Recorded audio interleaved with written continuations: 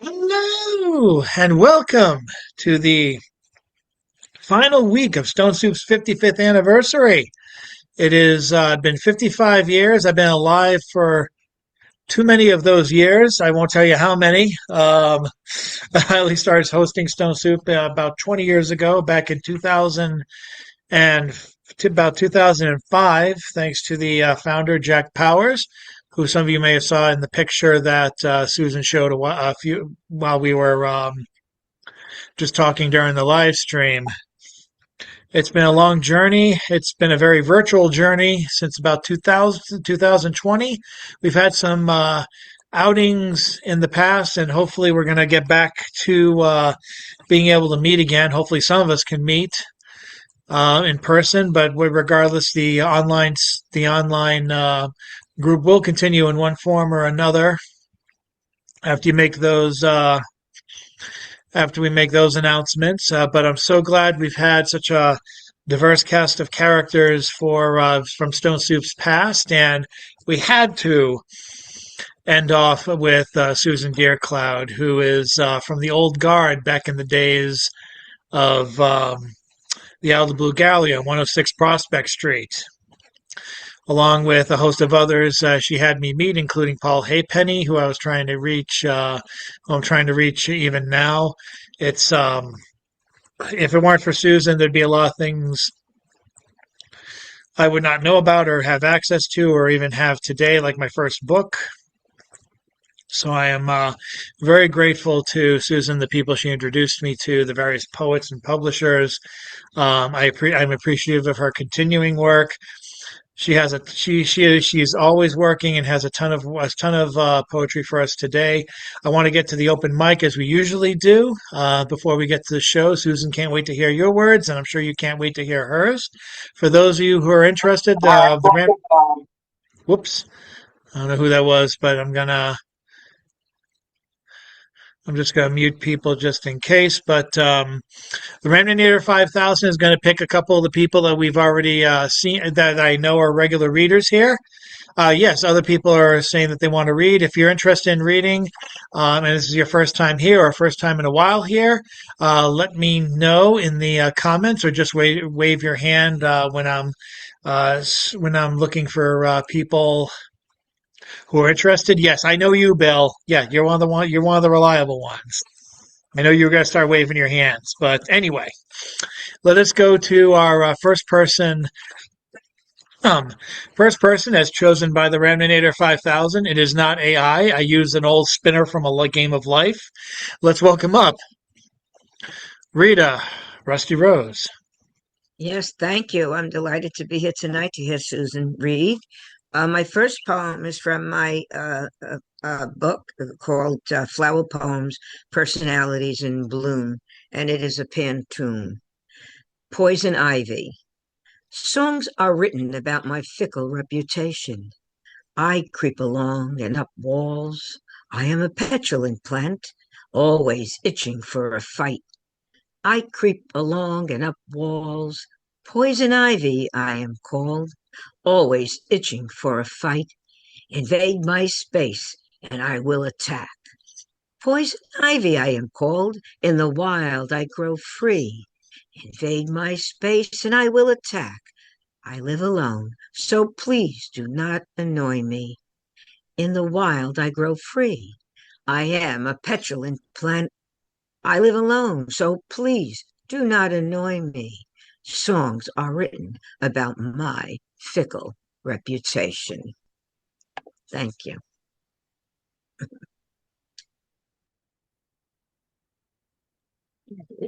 Thank you, Rita. And we are moving to the next individual. I'd like to bring up next Mr. Jacob Moses, recent addition to our ranks. I've been enjoying his work a lot, so let's listen. Thank you, Chad. I have two. This first poem is called Carotid, and this was my reaction to seeing the raw footage of Charlie Kirk getting assassinated. Cannot dignify the carnage.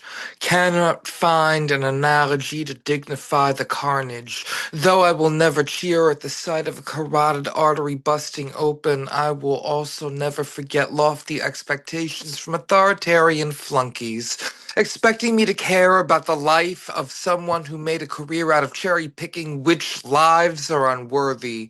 His existence was a trite couplet. His demise was an extended metaphor, worthwhile resolution to a dissertation on violence, cognitive dissonance, restitution of my consistency. I don't condone murder. Don't wish for bullets to amputate souls from bodies. And I would not ever summon sorcery and savagery like a spiritual familiar, but his words were shrapnel, rusty ball bearings with no bearing whatsoever on furthering humanity, wasting more space than an antique car on concrete blocks. So before you accuse me of being heartless, remember that he advocated for my stoning and blamed my money for dismantling our values. He celebrated the Second Amendment and the casualties needed to sustain it. I want to plead the Fifth Amendment, but I'm not afraid of self-incrimination. I'm not afraid to speak my mind using my own mouth and not letting gunpowder saturate and inflame my expletives. The worth of his life will not be up for debate like my rights as a queer, time and time again. And frankly, he was as useless as an AC adapter and a DC outlet. I derive no lust from this. Don't want negativity to breed like minks. A gunman stole his life, but he already robbed people of their dignity. I will not celebrate his death, but I will not celebrate his life. My cheeks have never been drier. My empathy always has its limits. And the second one is also a political piece. It's called Middle Finger. This is a short one. In the aftermath of terror, our bodies served as middle fingers to each other in lieu of fighting systems. Somewhere down the line, we lost our humanity under guises of piety and logic riddled with gaping holes.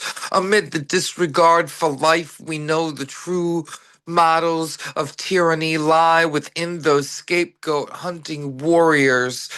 Keyboards are now the weapons used to bully the downtrodden as we comb the desert, hoping our siblings can spare love.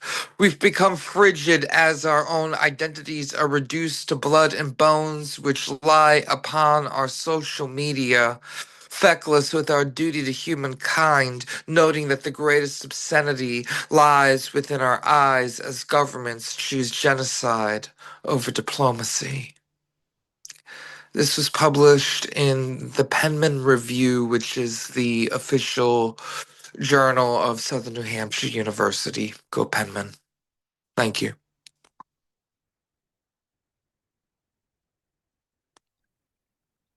That's done. Thank you, Jacob. I'd like to bring it next to one of our regulars, Miss Jan Rowe, of the Black Seed Writers Group, and of course, a Stone Soup regular back during the live day. Hi. Well, it's I'm reading from the Black Seed Writers have been meeting for over a decade in every Tuesday morning in Sproat Hall, 138 Tremont. And it's funny, I kind of wrote this piece in answer to somebody from the week before, but of course they weren't there to see it. It's called Who's the Bully? Who's the Bully? When the USA government first tried to eliminate the first democratically elected leader around 1953 in Iran, the leader answered the door himself and was told that he was under arrest.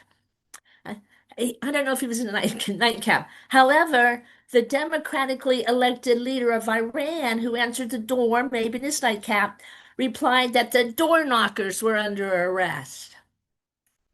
Kermit Roosevelt was seen running down the street to avoid arrest.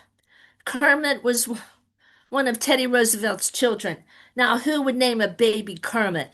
And was he an inspiration, a namesake for the Muppet Kermit the Frog? Why did the USA want the democratically elected secular leader to be gone? And look at the anti-woman religious right that the USA paved the way for. The democratically elected secular leader, he had to be destroyed because he wanted Iran to control Iran's oil. You can't have that. Cue the song by that Hammer guy or Mary Poppins. A little bit of sugar music helps the medicine go down. The USA wanted corporations, Exxon, Shell, BP, to control Iran's oil. Thank you. That's a pretty good piece, isn't it? General, everybody. Yeah. Okay, let's see who we have next. One of you rose a hand to read next. I'd like to bring up taking names and sorting them as I please. Let's welcome up Charlie Rosatere. Hope I'm pronouncing that correctly. If not, you can berate me. Oh, you're not muted. Yeah, you're not unmuted.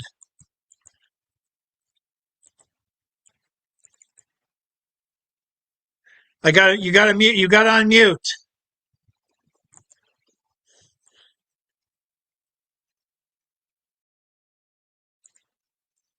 The, there you There you go. go. Looking good. Let's get a little nostalgic here. This is something from an early book, and this is from back in my college days. How it was at the Varsity Grill in College Park, Maryland. The front room had a cafeteria style line where we ordered heaping piles of cheap French fries. One huge plateful, enough for four. The perfect complement to a pitcher of National Bohemian beer. When you paid for the fries, you got carded to get in back where the beer was served. The drinking age was 21, but this was the Varsity Grill, where the lights were dim, IDs were hard to read, and Zal, the owner, was a past mayor of College Park. The real carding happened later by the light of Zal's foot-long cop-style flashlight. He could light up an entire wall. If a table got noisy, Big Zal, who weighed at least 300 pounds, would simply shine a light toward the sound, and the rowdies, if they weren't too drunk, would become mute as stones. They knew if that light fell on their ID, they'd be out in the street. A lot of kids went home on Fridays, which made Thursday the big night, the night you were most likely to find a naive co-ed barfing in the alley as her friends held her hand, or a nearly unconscious freshman who hadn't yet learned to drink being carried home by his buddies. Mondays were slow, but Monday nights the football team drank free. A couple of linebackers from the dorm put us onto that. It was all so reasonable. The casual carding, the dirt cheap fries, Monday night pictures with the football team, friends helping friends stagger home. It was a slice of the old American pie some of us still dream about, a time and place where things happened on a personal basis. It was Steinbeck's Cannery Row, where Doc took care of the boys. People looked out for each other, where part of our personal histories were written. Our fathers had drunk at the grill, a generation before us, and now it was our turn to live the legend. Me, Little Dave, Fred, Baby Kate's, Uncle Al, Gene, Ross, and all the rest, till Zal died and the grill changed hands and then was closed, and the wheels of progress rolled on.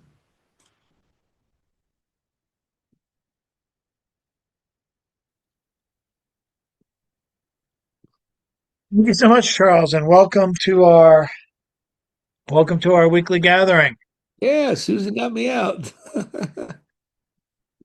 It's great. Up next, I'd like to bring up one of our regulars, Bill Lewis, who has to request a screen share, and I will grant it to him. That's the easiest way to do it these days. The pen is mightier than the sword. That's why speakers have to die. JFK, Martin Luther King, Charlie Kirk, they all did the same thing. They challenged people and made them think.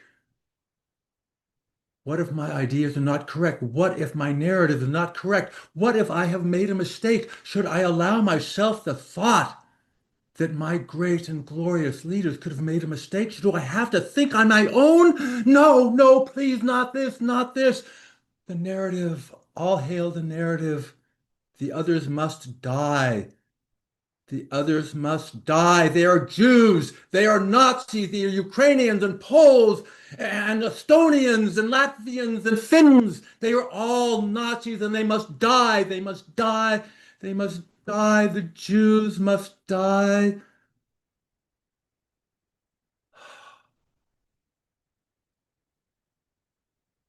Oh, God, what has happened to my country?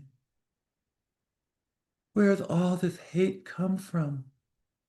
You who have so much, the most blessed, the richest, safest people that the world has ever seen. And all you can think about is murdering people who are different. Question, who question? They don't hit you.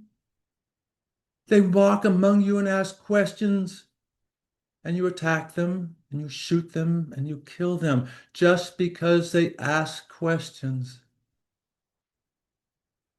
Such is America today.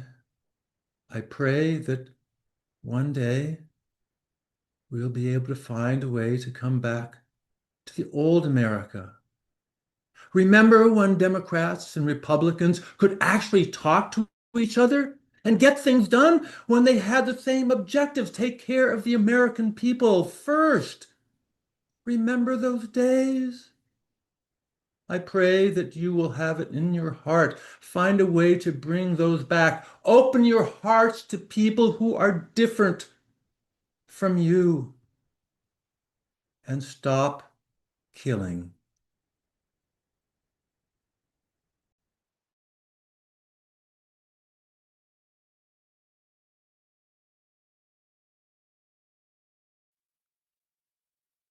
Okay, Bill. Up next, I'd like to bring up poet, publisher,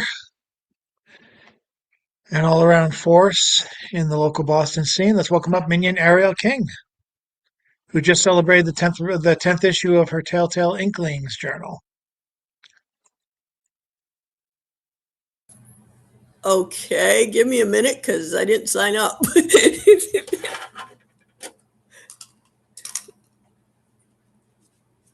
Okay, I'm gonna read.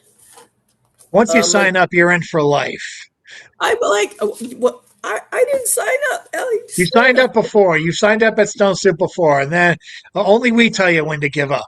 I'm like Al Pacino. Every time I try to get out, they pull me back in.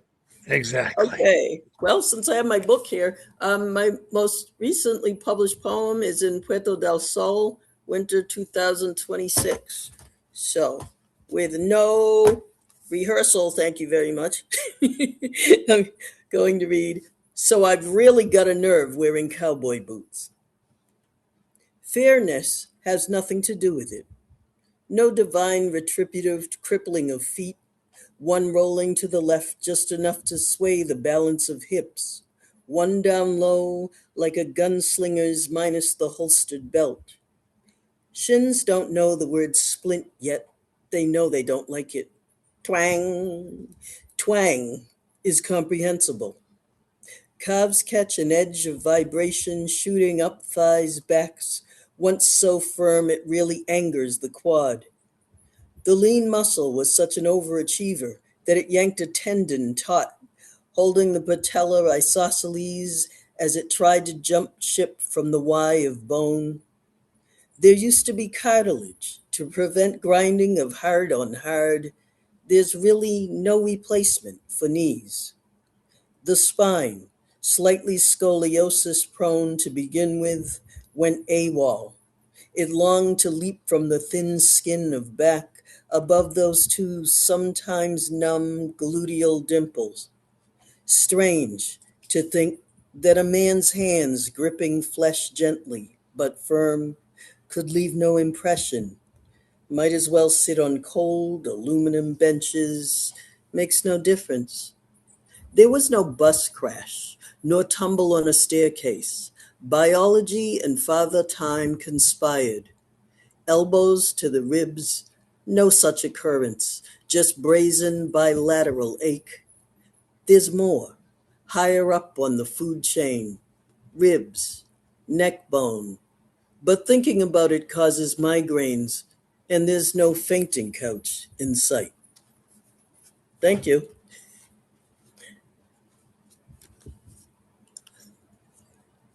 All right. Thank you, Minion. And looking around. I'd like to bring up Lee. And this is, I'm ashamed I've never heard your name spoken out loud, so I'm going to guess Lee de Roisers? Close enough. That's how my students like to spell it, but it's DeRogers. It's De okay. Roisers. Ah, crap. Close I'm enough. ashamed. No worries. Okay, so I'm gonna read a one very short poem from my book that's coming out in I hope a couple of months, I think. Very exciting. Let's see. It's called Collectors. I seriously didn't know there were people who don't like a good stick. That's a Facebook post for an epigraph there. We are creatures of earth, collectors of mushrooms and the moon on early summer evenings when it fills the sky and the smell of dirt loosens for shoots with names like lobster, hen of the wood, shaggy mane, black trumpet, and chanterelles, while trees rejoice and sing to each other through their networks of fungus underground, leaves turned upward to receive a brief rain shower. We, beneath, awestruck, pocketing the light. Thanks.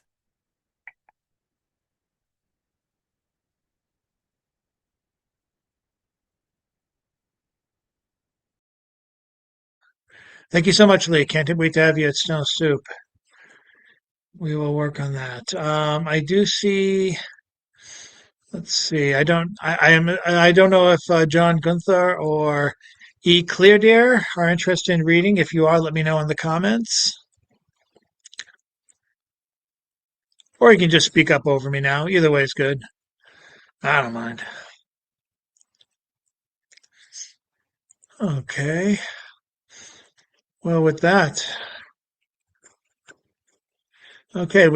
we can move on to the person who looks like he is the closer. I think we got some people listening on the on the live stream on Facebook, so that's great. But now let's go to. Oops, someone's saying. Now we're going to go to Mr. James Van Loy. For those of you who are interested in sharing work, especially timely work, send it to Oddball. Check out oddballmagazine.com and check out the submittable guidelines. We are at the point where we have to go about 6 months, almost 6 months to get back to some people, but because we have such an incredible backlog, and we're going to be publishing Pride poems for June. But we're always taking work, and sometimes the best way to get published soon is to do something on a timely issue, and those usually go up on Monday or even Tuesday. That's what we've got.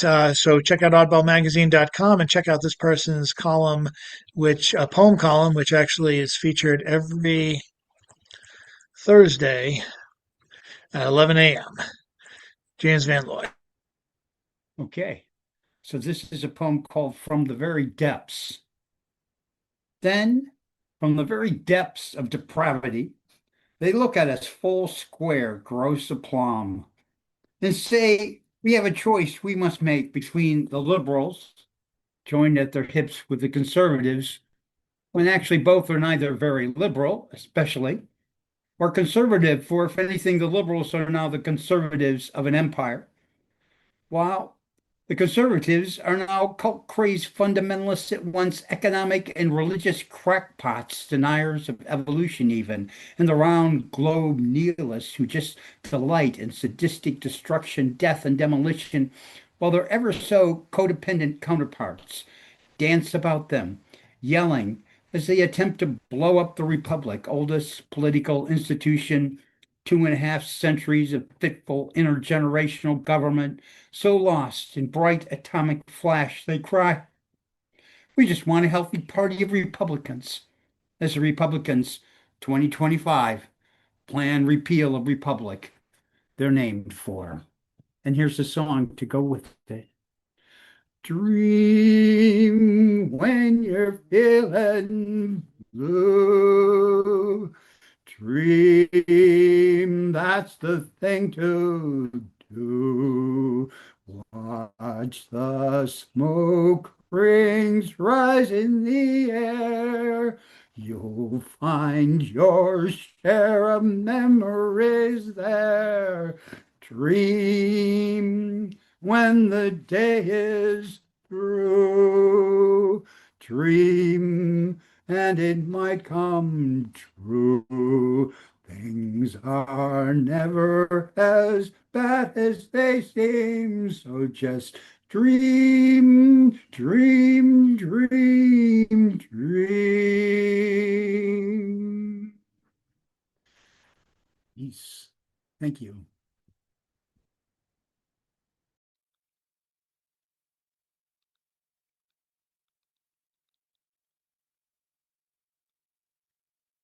Thank you, Mr. James Van Loy. Again, check out oddballmagazine.com, and hopefully I'll be able to post some. I've been kind of lagging in this in recent months, letting people know about publishing opportunities. There's at least a couple that might be expiring as of May 30th. Some opportunities that are their deadline is gonna be this Saturday. I'll do my best to pass those on tomorrow. I've been pretty busy. I actually spent yesterday getting my AC replaced in my house. That was not pleasant. Uh, and if you didn't see the video, I actually recounted the story to somebody that I thought it was a compressor issue, but no, the whole engine's done, and you can't replace that model because it expired back in June of 2025. I told this to somebody, and their response was, "Well, that's one more thing to blame the Democrats for."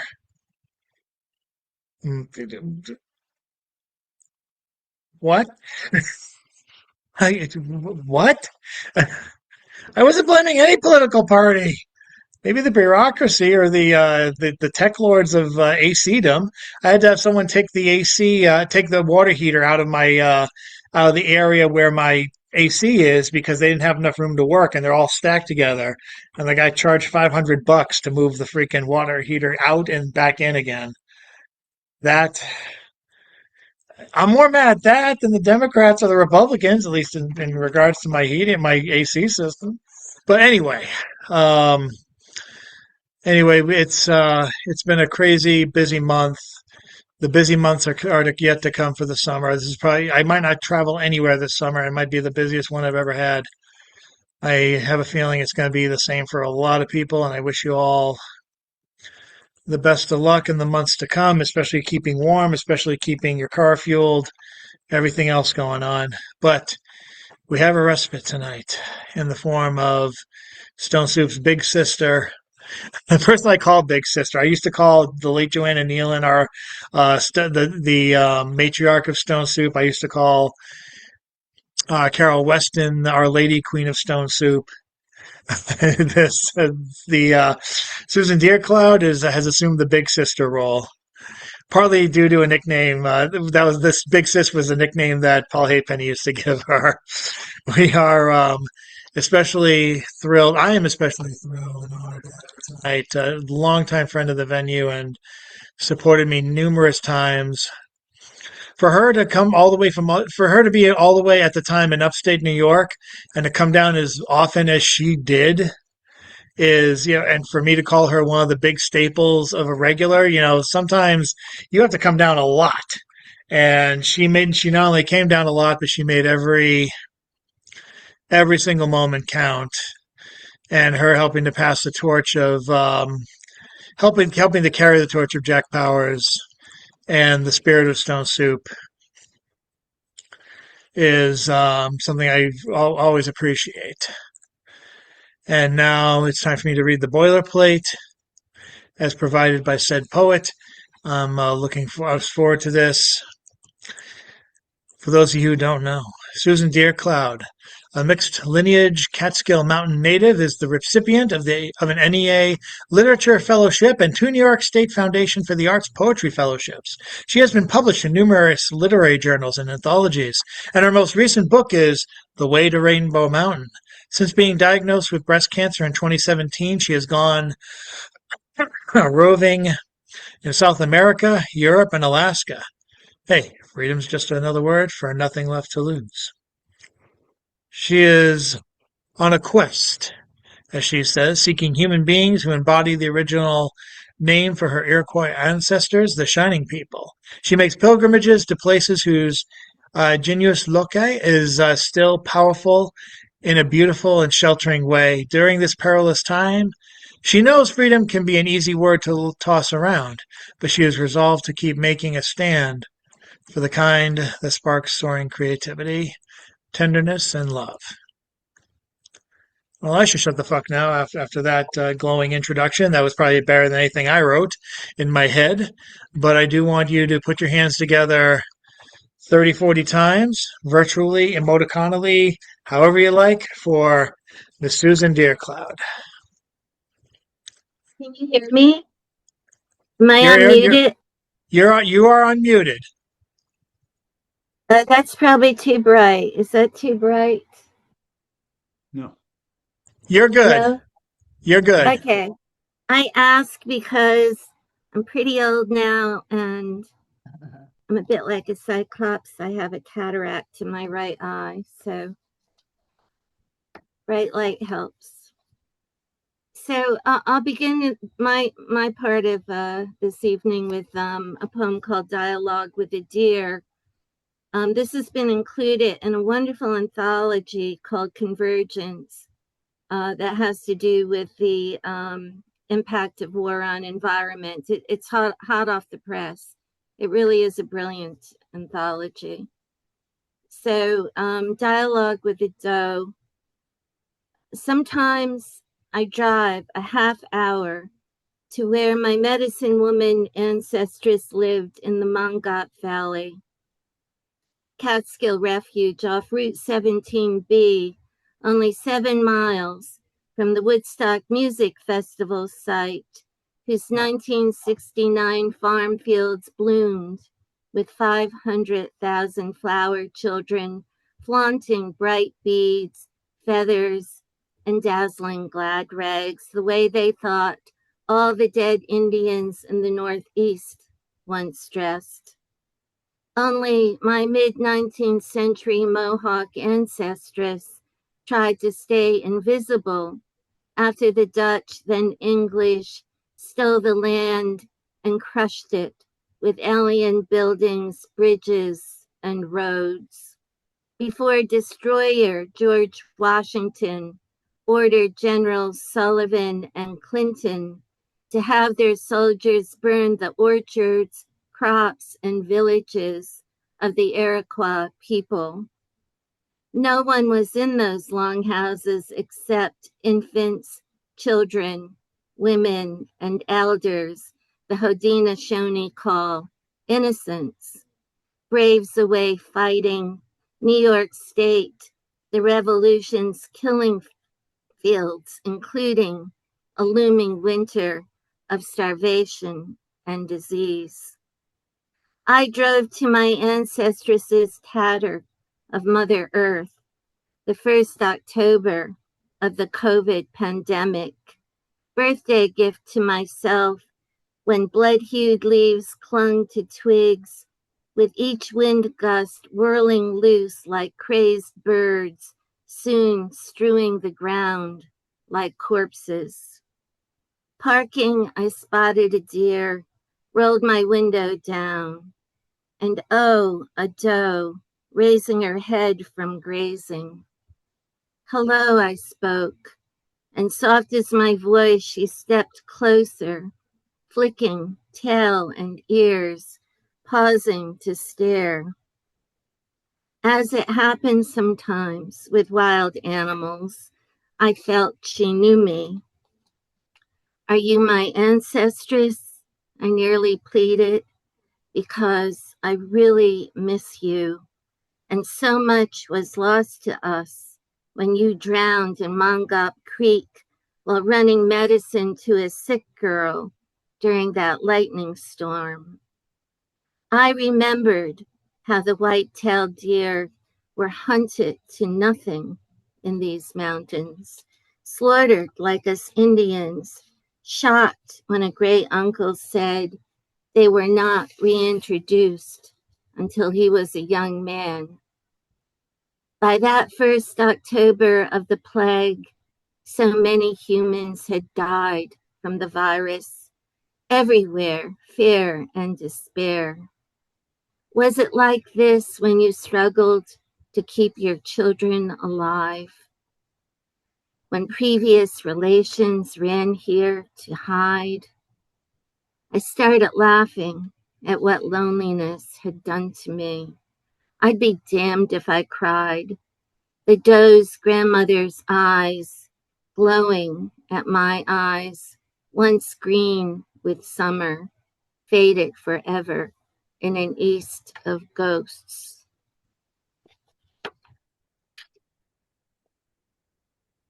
I've been writing a lot of travel poems. This one takes place in Greece, and I especially dedicate it to any tree huggers here who want peace on earth. It's called Evdokia Olive Tree, Corfu. Not just any olive tree, but an ancient one, 1,200 years old, still surviving on Corfu, not far from the Ionian Sea's strange blue, enough to make a wanderer weep. My language lacks a word for such azure, and for the Greek sky, mirroring the vast vagaries of waves proud ships once glided upon, their handsome sailors long gone. I had been crying over the olive trees of Palestinians chopped down to force them from their land. But I didn't fully understand until I first walked through an olive tree grove, shading me from the scorching sun, the silvery leaves cascading down in a sheltering of beauty, filling me with prayer. So I, agnostic, made a pilgrimage to one of the oldest olive trees in Greece that early spring, drawn to what had escaped the axes of men those 12 centuries. Giant tree split in three. The tree spread beneath a shuttered house in Strogili, so high it hurt my neck when looking up. Go ahead, hug it. I'll be your lookout, my mate, the atheist laughed. And so I inched my way across cut lawn and spread my arms, pressing my body, also old, to bark ridged and rough, touching my hot face to its wood skin. I closed my arms for an embrace, edging little by little around it, unable to encircle the entire tree, hugging it until I felt it hug me back, until I could hear all the voices it had ever heard, entrancing me with mythic tales. Once more, I spread my arms, tasting on my tongue the best olive I had ever had, freshly picked, fat and green. Evdokia, the villagers called that tree, her name evoking sacred kindness. Where I come from, invaders also murdered trees to starve and exile us. No ancient ones exist for me to hug. No first growth pine will ever hug me back. But that day in Corfu, my arms turned to wings and the soft olive leaves danced.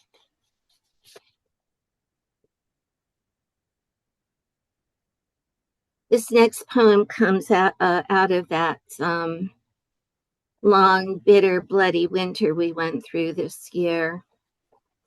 It's called Martin Luther King Jr. Day Meander 2026. January 19th, trailing the last big snow, we drove as far back as possible in these Catskills to seek out the secret places mountain people know.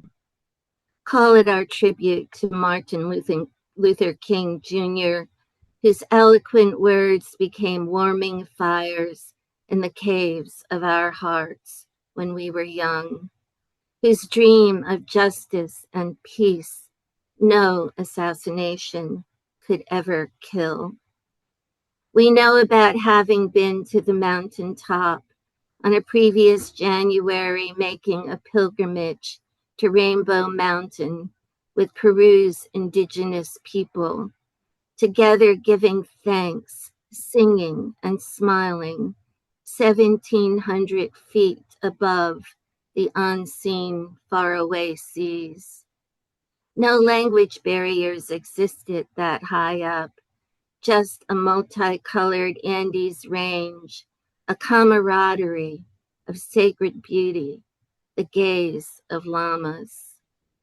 Monday, not long after an ICE agent shot Renee Good in the head, then twice in her body, we meandered down Cross Mountain Road to where nature's ice forms sculptures glistening above dirt road and creek, cutting half frozen through a deep valley. A steep curve startled me into shattering my silence. I'm sure I have family members and former friends who would gloat I deserved it if an ICE agent shot me in the face, an uppity female poet being where she doesn't belong. Same with my sister being a two-spirit artist musician. I flash back to my first husband punching me in the face, blackening my eyes, how I cried and grew terrified, paralyzed. I recalled all the abused women I had met. When I saw Renee's assassin, I recognized the hate that craves to murder a woman's light, the rage of misogyny that sees fucking bitch even when she's dead. And did he realize she was gay? Was that it? I imagined her shock, fear when the bullets hit. Did that poet finally feel mad at the ice dude while she bled out on a freezing Minneapolis street? Or was her last lonely thought for her kids? This bitter winter misses Dr. King's words of grace. Fucking this, fucking that, and fuck you. Poison human discourse like pepper spray. blinding us to love and the holy fucking that in times past could make us one. Instead, in memoriam, I am fucking screaming mad.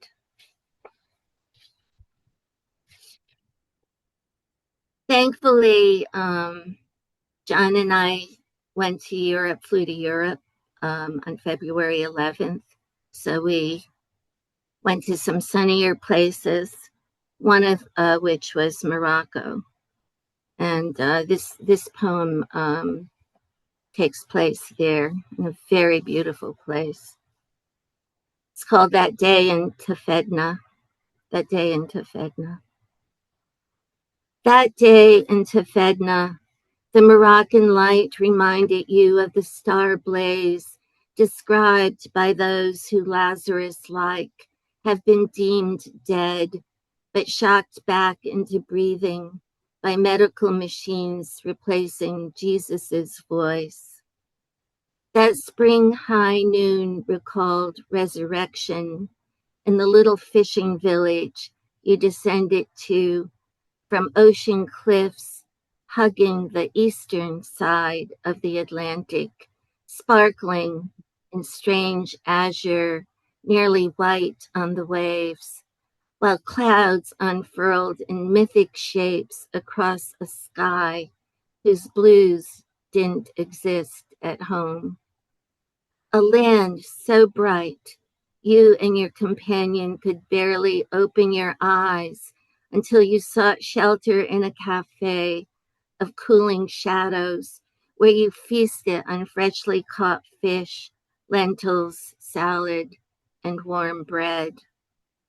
Not knowing Arabic or Berber, you could only point and smile as if you were children again. Maybe that stuttering innocence called forth what happened after you tossed the cafe cat your fish heads and drove in slow motion past the old multicolored houses with shuttered windows. Your mate stopped to check your route when a mirage of two donkeys appeared far down the sleepy street. Mesmerized, you stepped out into the African heat. No beasts of burden those, no saddles or bridles, no owner wielding a stick. You held out your writing hand in the glare, the blonde donkey trotting straight to you, nuzzling your long skirt until you stroked its neck, nose, side. Swishing its tail, the cinnamon-colored donkey clip-clopped joyfully behind. You petted it too, hands opening like the wild cliff flowers, palms caressed by sleek donkey fur and gentle trust. Heads bowed, their great almond eyes took all of you in. The poet deemed dead in recent years. Was this how the prophet felt when his beloved donkey spoke to him? You bowed your head back to them. No one would ever feel your touch the same. And I'll read one last poem. And I think this poem has to do with all of us, all our different backgrounds. I think many of us, unfortunately not too many of us, are sick and tired of all the fighting over identity and all these shallow reasons for separation, for division. I happen to have Lori, you and I talked about this once. I happen to have a very complex background. I can probably almost go anywhere in the world and come across some relative of mine. I knew some of my background when I was younger, but then I did various kinds of DNA testing. I'm probably related, not just in the spirit sense, but I'm probably blood related to some of you, not to scare you or anything. So part Irish in my family, we are stained glass windows. Part Irish in my family, we are stained glass windows. I saw this meme once and it made me laugh. My mother always emphasized when I was a green-eyed girl that we were part Irish on my maternal grandmother's side. Her father's surname Owen, or Owens, spelled both ways.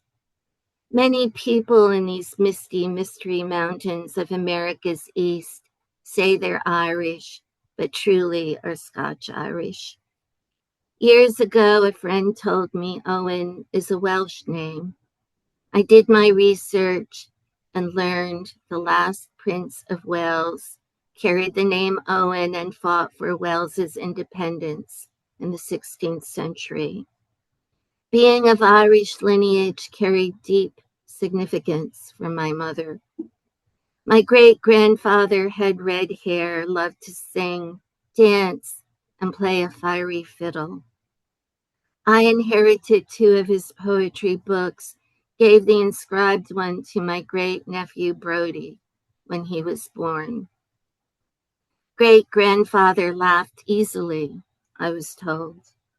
Thank you, O Irish ancestors and ancestresses, for bequeathing the gift of laughter to me, to us.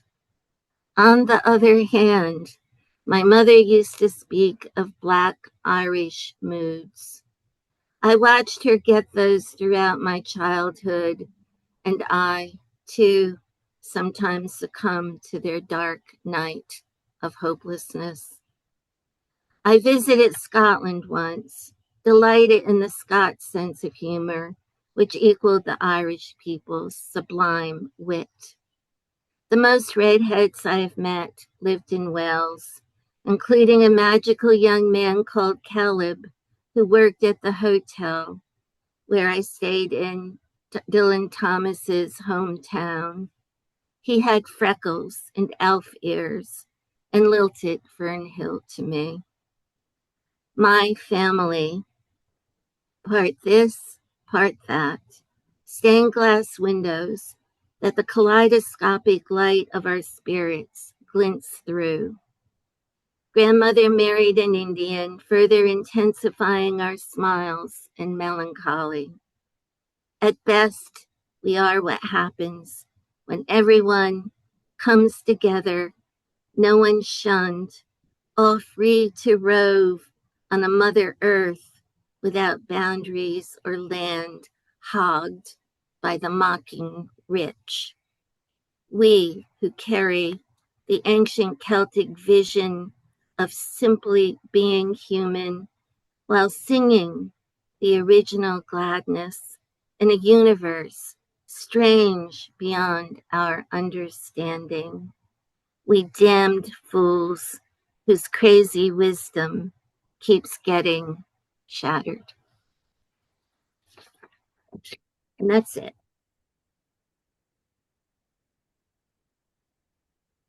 Can you Again, as unmute? I say, put your hands together 30, 40 times, virtually, audibly, inaudibly, emoticonically, Bravo. emoji like.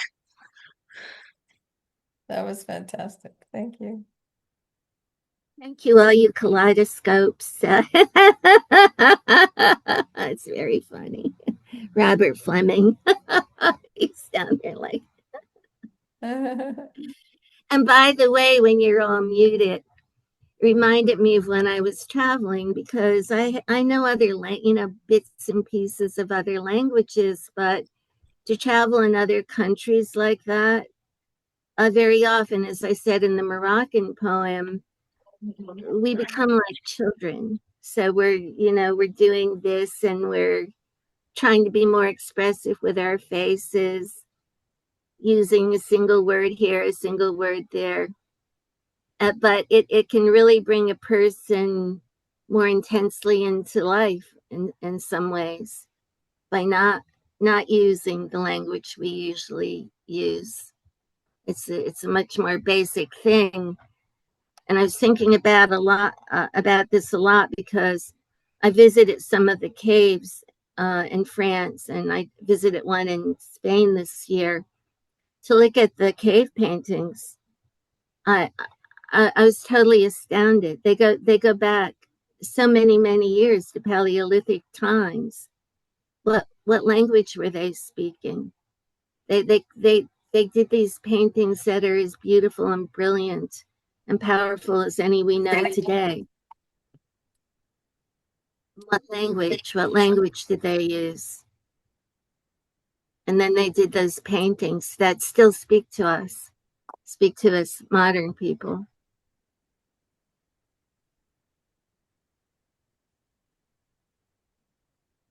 And there's a very high probability that all of us are related to those people. They lived so long ago that they're our grandmothers, our great grandfathers, etc., etc. I thought about that. I mean, the last cave I went to was, one can only, you probably know this. They've done replicas. They've done very good replicas. And a couple years ago, I went to the Chauvet Cave. This past spring, I went to Lascaux in France, and I thought about that. And I thought about the French painters, how many of them, were any of them directly descended from some of these ancient painters. And I, I seriously, especially at Lascaux, the tears kept coming into my eyes. We had a guide take us around and talk to us about it, and extremely moving. And then to come back to now, and I know all of you are very aware of this, and of course it came out in your poetry, but to see how destructive some people are now, so blatantly destructive, soullessly destructive, what they have been doing. And then to think back to our ancestors, our ancestresses, and something had really lit them up. I, I just, whatever it is, I'm not going to put any name to it, but, and a lot of people carry that. And what Chad read from my bio, I think of the Shining People. I've been told that the most original name for Iroquois people meant Shining People, but this is part of my quest. This is my quest, and I see all of you as being Shining People, but I meet the Shining People everywhere. There are people who are so luminous in every country, and we keep, I see this with the media. Certain people in the media, they try to direct us to the worst of who we are, but I have come across so much of the best of who human beings are. And when we traveled in Europe, I must say people were so kind and understanding towards us too, because of what's been happening with our government, what ICE was doing, on and on and on. And once we told them how we felt, they were very kind to us, very generous, very understanding. And this one couple in Catalonia only half jokingly said to me, well, maybe you should apply for asylum here. John, my mate, my companion has a German passport, so he's okay. But that's what they said to me. Maybe you should apply for asylum. But I have a very deep love for this country, for all kinds of reasons. My native background, but also I'm descended from immigrants. And it's hard for me to see descendants of immigrants be so cruel to immigrants or to people who want to live here. It really hurts to see that.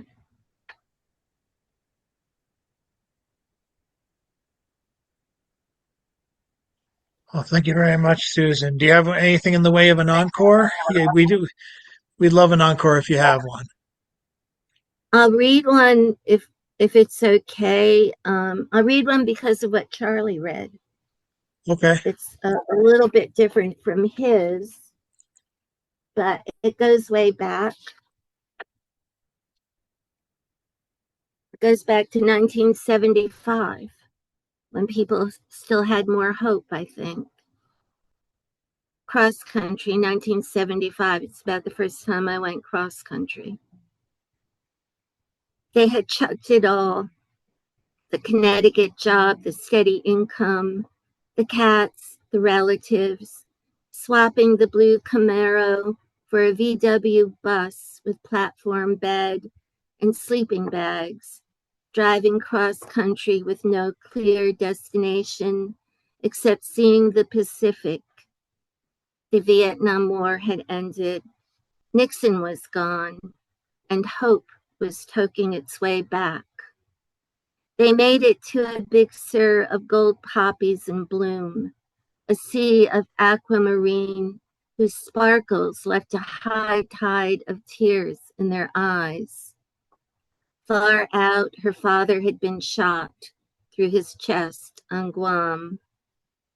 Her girlhood playmates were seashells he lugged home in glass jars.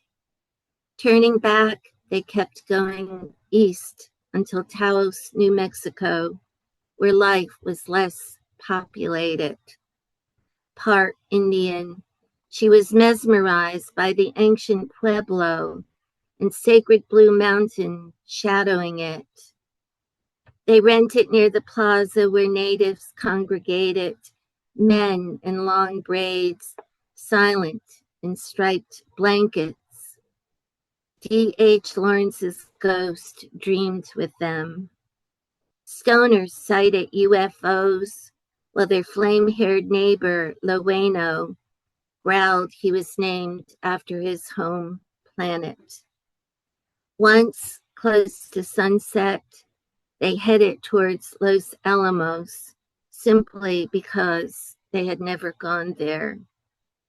Sun wobbled blood red, then sighed below the mesa.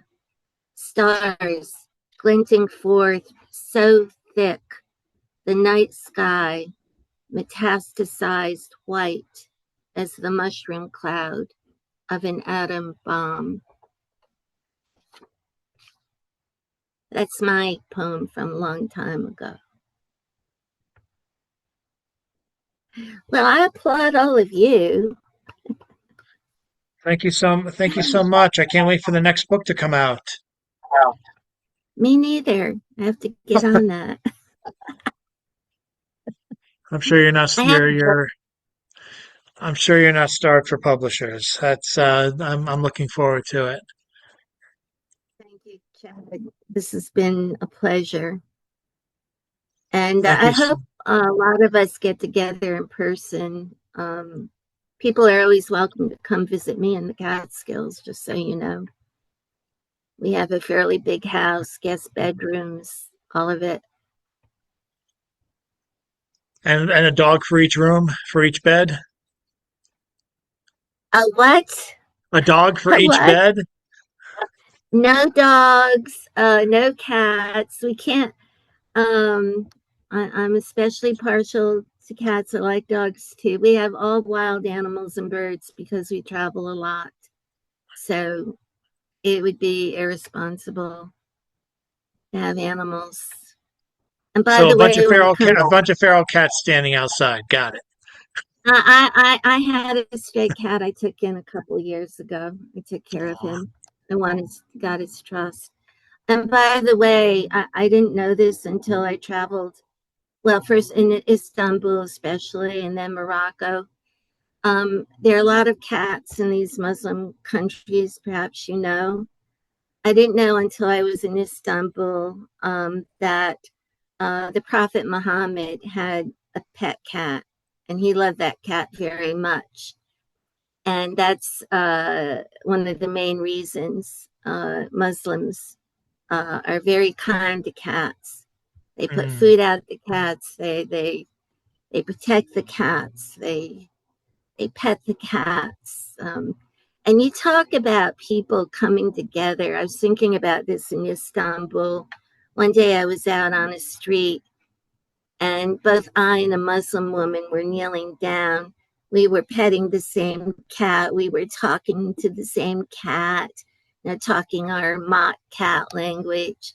And it really brings people together in a very sweet way. So the cats may save us. It may be the cats.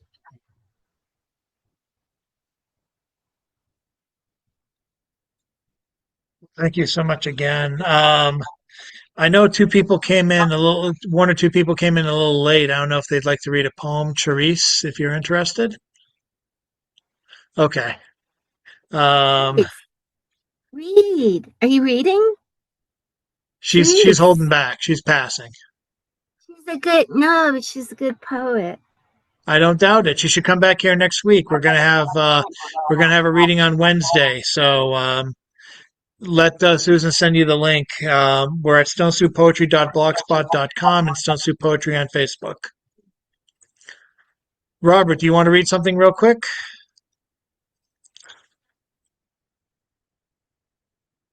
Sure, I will. You'll Good have to evening. request a screen share. Thank you. Good evening. I'm Robert Fleming. I'm a visual poet and digital artist from Lewis, Delaware, in the United States. And just to check in with Susan to see whether we might be relatives, I'm Jewish, gay, and from Canada. We're not relatives? No. But still, you didn't give me my allowance last week, and I want to go to Woolworths and buy some candy and a new toy car. So, cough up my $5. Anyways, thank you. I'm going to share the status of a competition. I'm still not, the share screen still isn't on. I want to share the status of a competition for artists, which I'm in. It's called the People's Artist, which I've been competing in now for the last month.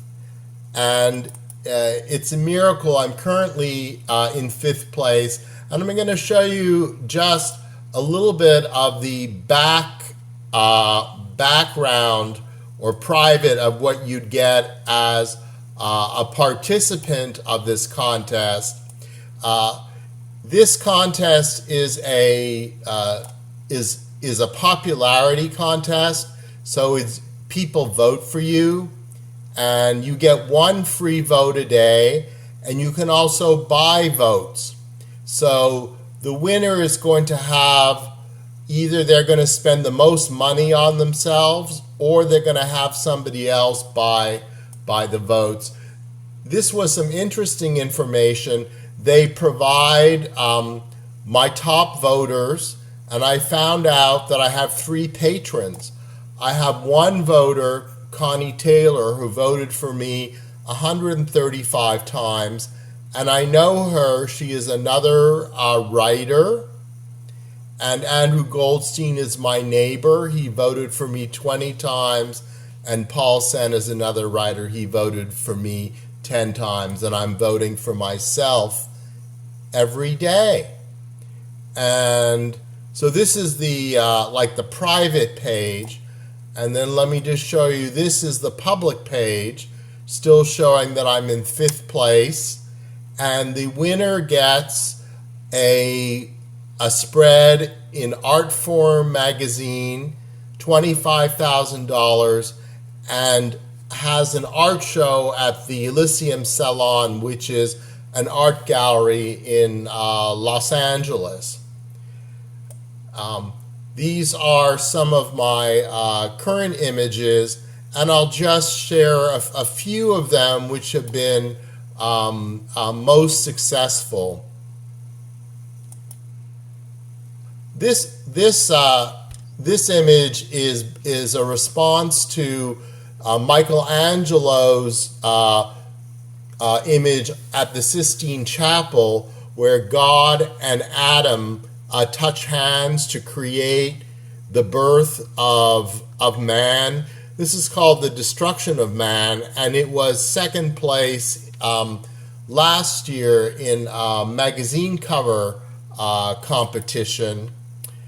And this is really a rare type of art for me. I mostly do two-dimensional art, but this is a sculpture I did about 20 years ago called Lace Cross, and both of the elements of the cross are horse whips, which I bought when I was visiting Austin, Texas.